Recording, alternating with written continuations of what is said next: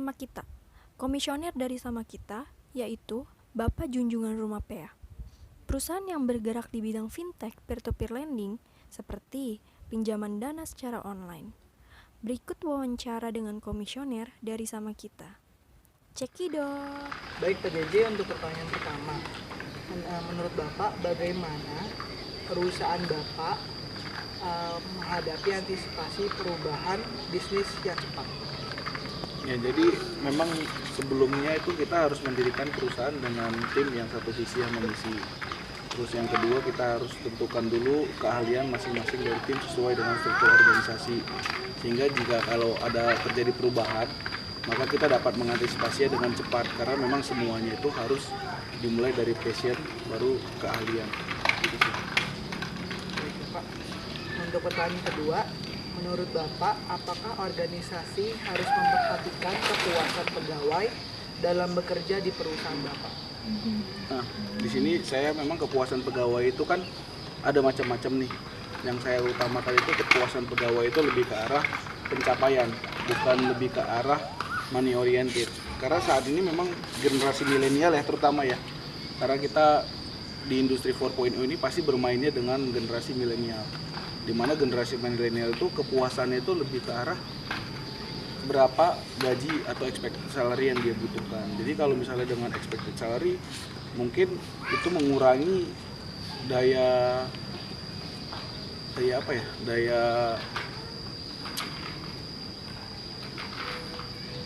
loyalitas dari karyawan itu sendiri gitu. Jadi memang kita lebih ke arah cari orang yang mau benar-benar menjalani passionnya dulu gitu. Jadi kita lebih ke arah passion sehingga loyalitas dan pekerjaan itu dapat menjadi kepuasan tersendiri buat karyawan-karyawan. Untuk pertanyaan ketiga Bapak, bagaimana strategi organisasi perusahaan Bapak dalam membangun ritme kerja dengan stabilitas emosi dan stres dalam bekerja?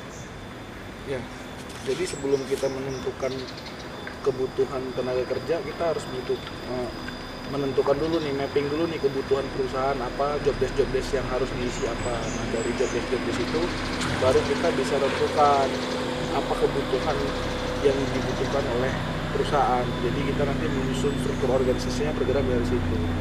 Terus yang berikutnya ya karena memang kita di bidang teknologi ya, jadi kita memang lebih ke arah karyawan tuh banyak umur 30 yang dimana mereka belum siap untuk tekanan atau kerjaan yang cukup bebannya besar gitu, sehingga kita berikan mereka kebebasan.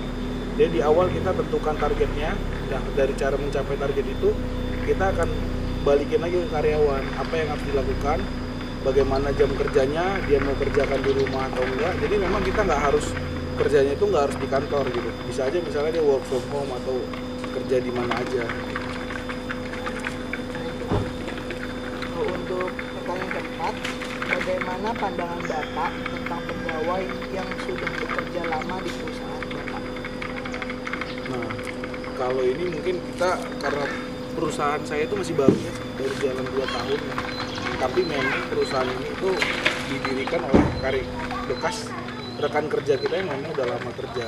Nah, kita belajar dari keluhan-keluhan atau dari kebutuhan-kebutuhan mereka yang sebelumnya di perusahaan yang sebelumnya tempat mereka bekerja gitu. Jadi memang kita lebih mengarahkan agar apa kebutuhan atau keluhan karyawan itu bisa kita penuhi di perusahaan yang baru ini, sehingga bisa menciptakan lingkungan kerja yang lebih harmonis lah antara karyawan dengan pemilik gitu. Dan kita memang nggak membuat boundaries antara itu gitu. Jadi antara pemilik atau direktur atau staf atau karyawan itu kita nggak ada boundariesnya. Kita ya seakan rekan kerja dan lebih ke arah keluarga sih. Jadi pada saat ke kantor mereka tuh merasakan datang ke rumah bukan ke kantor untuk kerja.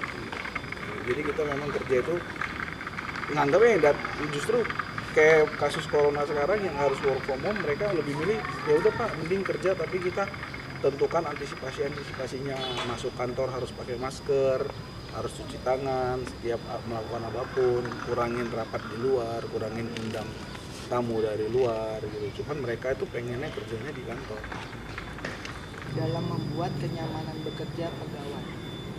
Ya kalau saya strateginya yang pertama yang tadi ya, membuat lingkungan kerja itu ada rasa kekeluargaannya. Jadi ya memang karena apa? Karena bekerja itu setengah dari waktu kita itu sebenarnya untuk bekerja kan. Sehingga kalau memang kita nggak merasa kayak di rumah, pasti rasa beban berat yang terjadi gitu. Kalau kita buat kekeluargaan, mereka itu bekerja dengan senang gitu. Jadi mereka itu lebih kompak. Nah, terus yang kedua ya memang sekarang itu kita menyesuaikan sih dengan tempo kita, dengan kekerjaan kita, dengan jumlah manpower yang ada. Memang kalau di situ kita lihat pasti kita harus kerja lebih dari waktunya. Nah, cuman di satu sisi gimana cara supaya bekerja itu tidak terlalu banyak tekanan, ya kita berikan kebebasan ke karyawan. Yang penting kita tentukan targetnya, tentukan job desk-nya, tentukan hari ini harus kerjain apa, besok harus selesai apa. Jadi kita balikin ke mereka, jadi mereka dikasih kebebasan tapi dengan rasa tanggung jawab. Terus yang ketiga kita ada yang namanya itu work from anywhere tuh, kalau untuk sekali sebulan bisa ngajuin gitu. Jadi misalnya ke karyawan, Pak saya mau suasana baru, saya izin dulu deh, 1 hari saya kerja di mana. Nah cuman di situ kita udah atur. Nah, work from anywhere itu dianggap kalau apa. Jadi memang lebih ke arah itu sih, lebih ke arah kebebasan yang harus dibarengi dengan tanggung jawab. Jadi demi kenyamanan karyawan itu sendiri bekerja ya Pak. Kenyamanan dan maksimal. Jadi mungkin ya ada kerjaan yang memang kita tahu dia harus kerja lebih gitu, harus lembur gitu. Cuman kan kalau kita paksakan dia lembur di kantor, mungkin udah jenuh juga 8 jam di kantor gitu. Dia bisa kerjain di rumah. Kan sekarang sudah media udah banyak ya, ada WhatsApp, ada Skype. Jadi mereka bisa komunikasi juga biar mudah ketemu di kantor. Untuk pertanyaan ke-6, bagaimana pandangan Bapak untuk membangun tim kerja yang baik bagi pegawai di perusahaan? Kalau tim kerja yang baik itu ya memang kayak tadi, kita harus bagi sesuai dengan job desk masing-masing. Kita harus tentukan batasan kerja masing-masing dan yang terutama itu tim leadernya. Jadi tim leader itu harus bisa membuat bounding antar anggota timnya sehingga dia bisa nge-lead tim itu dengan baik gitu. Makanya kita awalnya itu dari tim leader. Kita akan hire itu di awal itu tim leader, setelah tim leader kita satuin visi misi, baru tim leader itu yang akan ngerekrut tim-tim di bawahnya sesuai dengan tugas dan tanggung jawab yang diberikan perusahaan ke dia. Jadi memang pilihan dia sehingga dia juga mampu nge-lead tim itu sesuai dengan kriteria dia. Tim itu kan yang pegang tim leader, jadi tim leader bertanggung jawab ke board of directors, ke komisaris ke pemegang saham. Jadi memang tier itu yang harus dipastikan, jangan sampai terjadi looping. Jadi directors bisa langsung ke staff bisa langsung ke directors. Nanti di situ terjadi nggak terjadi keselarasan. Pertanyaan ke-7, bagaimana perusahaan Bapak menghadapi perubahan tren bisnis yang terjadi dengan cepat dan ketidakpastian yang serba praktis? Nah, memang perusahaan saya memang dibangun itu untuk ini ya, untuk supporting industri 4.0 gitu. Jadi memang kita di situ ada 4 perusahaan lah. Jadi satu holding, satu lagi fintech peer to peer, satu insurtech, satu lagi software house. Jadi memang kita harus siap untuk perubahan. Nah, kalau kita sebelumnya, kalau untuk di perusahaan konvensional banyak kan mereka ada timetable-nya ya, ada timeline-nya, bulan ini harus capai apa, bulan depan harus capai apa. Itu sebenarnya bagus, tapi kalau untuk perusahaan teknologi begini atau yang saat ini ya, startup saat ini ya, kita itu nggak terpaku sama waktu, kita terpaku sama milestone. Jadi kita harus tentukan milestone kita apa aja. Kita harus capai apa, tapi tidak ada terikat waktunya. Karena apa? Karena perubahan itu cepat. Kalau kita main terikat doang dengan waktu, jadi kita kaku. Jadi memang kita cuma tentukan milestone-nya apa. Jadi seberapa cepat kita bisa kejar milestone itu, bahkan bisa berubah juga milestone-nya tergantung kebutuhan dari market saat ini. Kalau milestone itu kan lebih ke arah yang pencapaian besarnya, lingkup luasnya. Kalau biasa timeline kan pencapaiannya udah fix angka atau enggak fix barangnya apa gitu. Kalau milestone itu kita lebih ke arah cakupan luasnya dulu. Baik, untuk pertanyaan ke-8, bagaimana pandangan Bapak dalam melihat pegawai sebagai aset organisasi jangka panjang? Nah, iya, memang ini salah satu yang harus kita andalkan ya dari awal ya.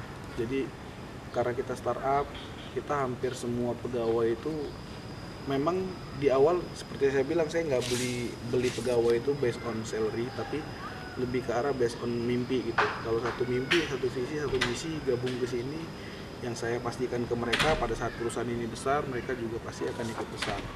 Itu hal yang sangat menjadi concern karyawan-karyawan saat ini gitu. Jadi memang di satu sisi kita tawarin mereka stock option, di sisi lain kita kasih mereka job grading, kita kasih mereka juga training. Jadi trainingnya bukan di internal aja, kita misalnya mereka, Pak saya butuh training ini, nah mereka yang harus aktif gitu, mereka butuh apa, di mana bisa mereka dapatkan, mereka ajuin proposalnya ke kita, kalau misalnya itu oke, kita akan jalankan. Setelah itu dia akan bawa ilmu yang dia pelajarin, dia akan sharing ke temannya gitu. Jadi semuanya saling sharing sehingga semuanya dapat informasi dan memang kita cost-nya nggak terlalu banyak gitu. Jadi ketika kebutuhan mereka untuk mengembangkan diri kita bisa penuhi, pasti mereka akan lebih loyal ke perusahaan. Baik Pak, pertanyaan nomor 9 atau yang terakhir.